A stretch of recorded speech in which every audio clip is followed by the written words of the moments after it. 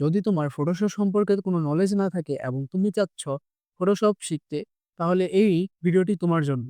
আজকে থেকে আমরা একটি নতুন পর্ব শুরু করেছি, যেখানে আমরা Photoshop basic to advance cover করার ট্রাই করব। তো আজকের প্রথম পর্বে আমরা ফটোশপের টুলস এবং এর ইন্টারফেস সম্পর্কে জানবো। চলো কথা না বাড়িয়ে আজকের এই ভিডিওটি শুরু করি। তো আমরা যখন প্রথমে আমাদের ফটোশপ সফটওয়্যারটি ওপেন করি, তখন আমাদের কাছে এরকম একটা ইন্টারফেস শো করে। যেখানে হচ্ছে আমরা আমাদের বাম পাশে দেখতে পারি নিউ ফাইল এবং ওপেন, ২ টি অপশন আছে।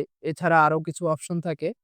আর এখানে হচ্ছে আমাদের রিসেন্ট ওয়ার্ক গুলো দেখায়, যেগুলো আমরা এই পর্যন্ত প্রজেক্ট গুলো কাজ করেছি সেগুলো দেখাচ্ছে এখানে।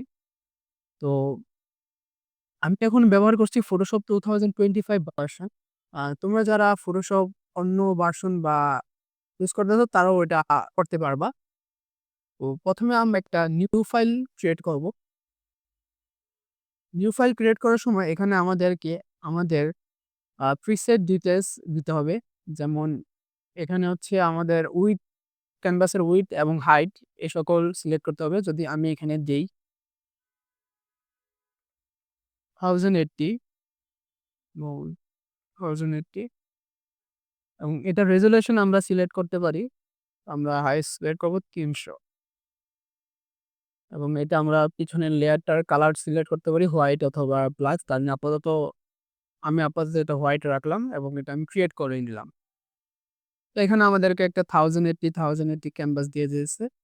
তো এখন আমরা হচ্ছে এখানে আমাদের সকল টুলস এবং আমাদের বিভিন্ন রকম প্যানেলস দেখতে পাচ্ছি। তো এখানে যদি আমরা উইন্ডোতে যাই এবং ওয়ার্ক স্পেসে এসেনশিয়াল ডিফল্টস এ ক্লিক করি, এটা আমাদেরকে ডিফল্টস প্যানেল ক্রিয়েট করে দিবে। তো এখানে বাম পাশে যেগুলো আমরা দেখতে পাচ্ছি সেগুলো হচ্ছে আমাদের টুল। ১ম এ হচ্ছে এটা হচ্ছে একটা মুভ টুল। মুভ টুল কি করে?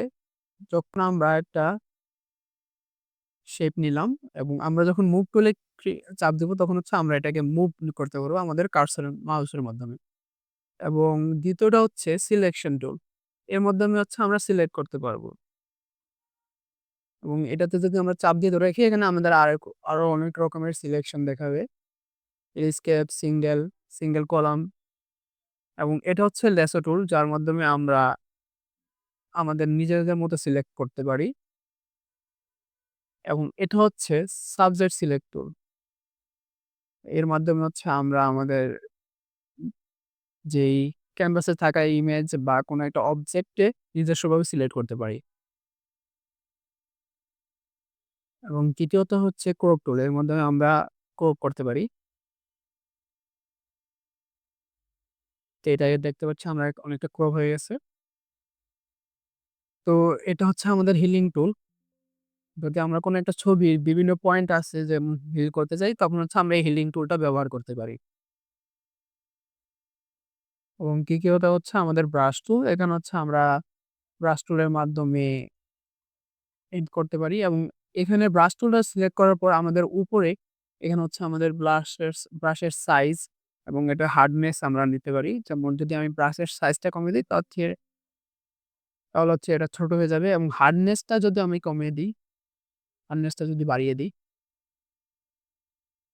তাহলে দেখতে পাচ্ছ এটা এরকমভাবে প্রিন্ট হচ্ছে। তো এর বাদ কোনো সফটনেস থাকতেছে না। তো এটা হচ্ছে গ্রেডিয়েন্ট টুল। এর মাধ্যমে আমরা গ্রেডিয়েন্ট করতে পারি এবং এখানে আছে আমাদের পেন টুলস। পেন টুলের মাধ্যমে হচ্ছে আমরা বিভিন্ন রকম ডিজাইন করে নিতে পারবো এবং পেন টুলের নিচে আছে আমাদের টেক্সট টুল। এখানে হচ্ছে আমরা টেক্সট টুলের মাধ্যমে হচ্ছে আমরা আমাদের লেখালেখি লিখতে পারবো। এখানে হচ্ছে শেপ লেয়ার টুল। এখানে হচ্ছে আমরা বিভিন্ন রকম শেপ ক্রিয়েট করতে পারবো। এখানে যদি আমরা চাপ দিয়ে ধরে রাখি, এখানে আমরা বিভিন্ন রকম শেপ পাবো। এবং এটা হচ্ছে আমাদের ক্যানভাস মুভ টুল। এটার মাধ্যমে আমরা ক্যানভাসটাকে বিভিন্ন জায়গায় মুভ করতে পারবো। এবং এটা হচ্ছে জুম।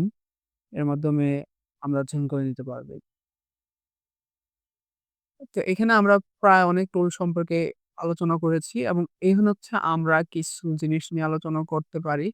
সেগুলো হচ্ছে একটা শেপটাকে আমরা কিভাবে একটা শেপ আঁকার পর কিভাবে ছোট বড় করতে পারি। তো সাপোজ আমি যদি সবকিছু রিমুভ করে দিই।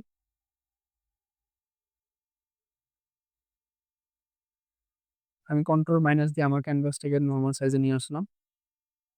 তো এখানে হচ্ছে আমি একটা শেপ ক্রিয়েট করি।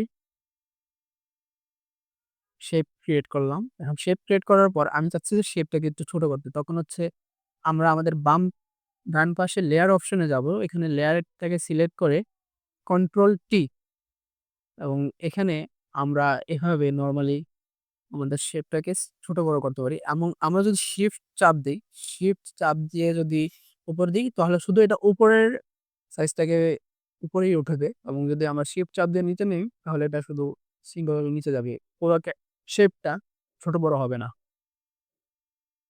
এবং এখানে আমরা যে কর্নার দেখতে পাচ্ছি, আমরা অনেকে দেখি যে কর্নারের রাউন্ডনেস গুলো ও করা যায়। তো সেক্ষেত্রে আমরা কি করব? আমরা লেয়ারটাকে সিলেক্ট করে এখানে যে প্রপার্টিস থেকে আমরা এবার কর্নারটাকে